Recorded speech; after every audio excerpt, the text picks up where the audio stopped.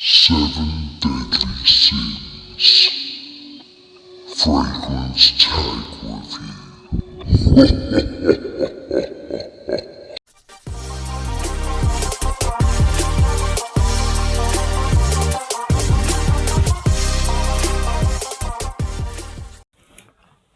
Hello, I'm Scott, this is the Centurion, and today I'm bringing you a tag video, a very special tag video.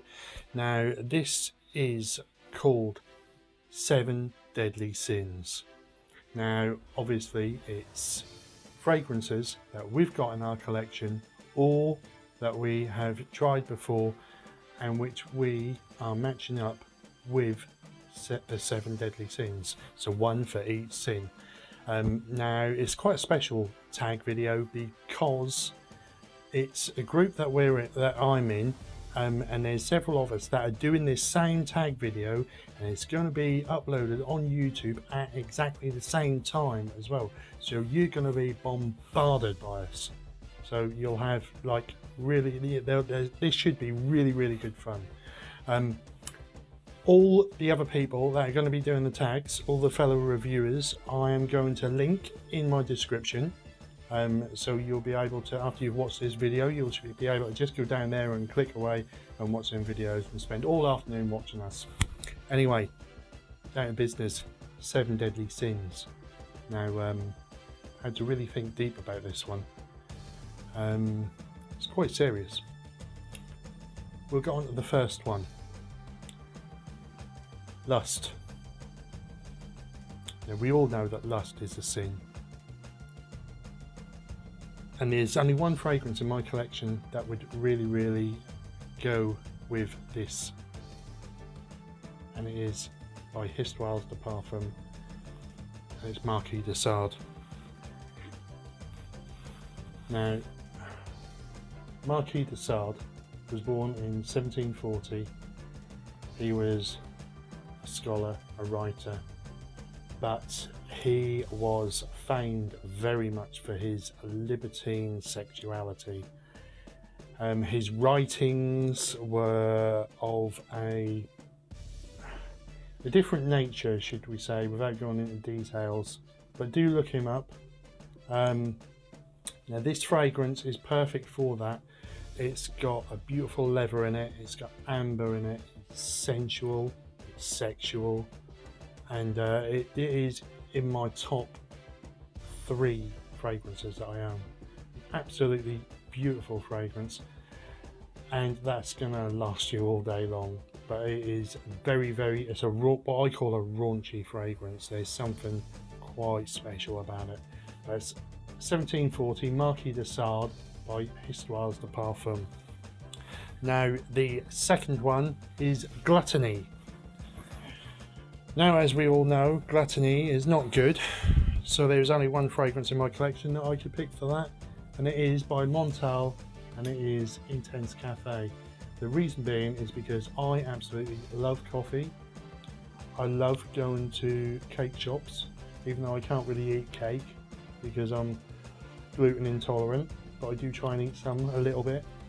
And this just smells so much of like a specialty coffee, a vanilla latte, when you're eating outside al fresco with the biggest cream cake you can imagine, and you finish that cream cake and then you go and buy another cream cake and then you have another coffee, and that is gluttony all the way through. Beautiful fragrance, coffee, absolutely gorgeous rose to it, a dark rose, beautiful fragrance. A must if you haven't got it in your collection. And the next one is by Maison France's Kurkdjian, and it is Grand Soir. Now, I have got a full bottle of this, but it's a birthday present, so I'm not allowed to open it yet. The reason why I picked this fragrance is because I'm very much into amber fragrances. I just seem to, they seem to resonate with me. I love them, and the more I smell, the more I want them.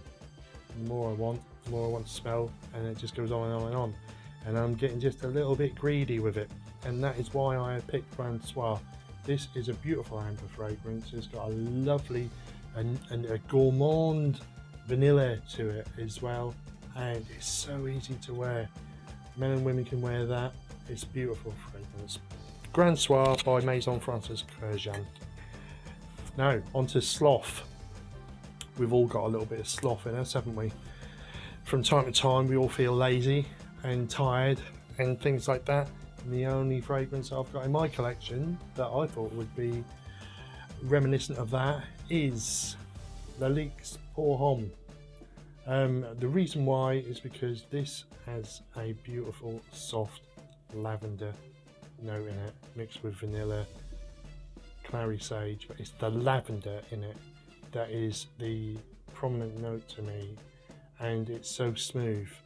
And you spray that on, and all I want to do is just sit there and not do anything and just relax and be sloth-like, and that's just such a beautiful fragrance, but that just makes me want to be so lazy as well. So that is Lalique's Homme.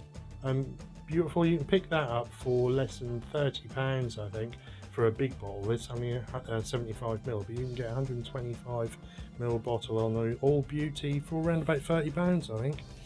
But great fragrance.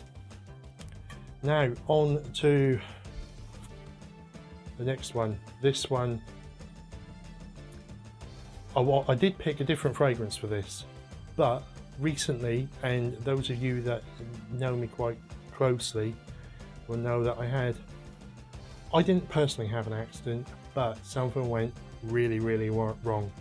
Now this is Roth or Raff, and it was actually Lizzie from Rose and Jones that suggested that I use this one, and it is Parfums de Marly Herod. I've got to be careful, I've super glued the top back on there, but that came this week,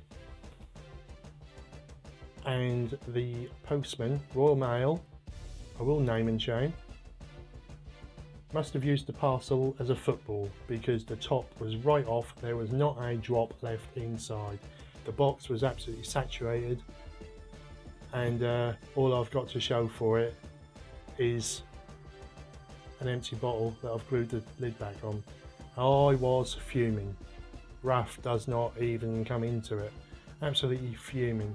And I felt sorry for the poor seller as well, because obviously that came out of his pocket and not mine. So I was missing a fragrance that I'd really been wanting, and he was down lots of money. So that is why I've picked Raff. It's not putting the fragrance down. Fragrance is beautiful. What I smell of it anyway. Still got the box in the other room, and it's an air freshener at the moment. But yeah, Parfums de Marly Herod. That's my Roth. Now on to the next one, which is Envy, and it's another sample, and I haven't got a full bottle of this, and I don't intend getting it. You'll see or hear why. Again, Maison Kurkdjian, Baccarat Rouge 540. The reason why I put this under Envy is because I'm envious of all the people that can wear that, and they get absolutely fantastic performance out of it. I mean, all day long performance, and into the next day even. I wear that, or I've been wearing it, and I get like an hour and I can't smell it anymore. Whether other people can or not, I haven't been able to go out. They probably can. I probably reek of the stuff, but I cannot smell it. And that's why that is my envy, because I am envious of all the people out there. I've heard so much about this. This is supposed to be like one of the best fragrances you can buy, and it doesn't work on me. So that's why I'm envious.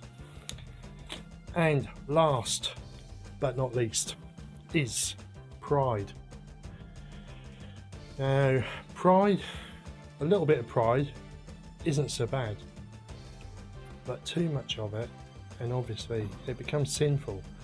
And the reason why I picked this fragrance is because it sort of changes the way I am, and you'll hear why, but it is Zaharoff's signature Pour Homme.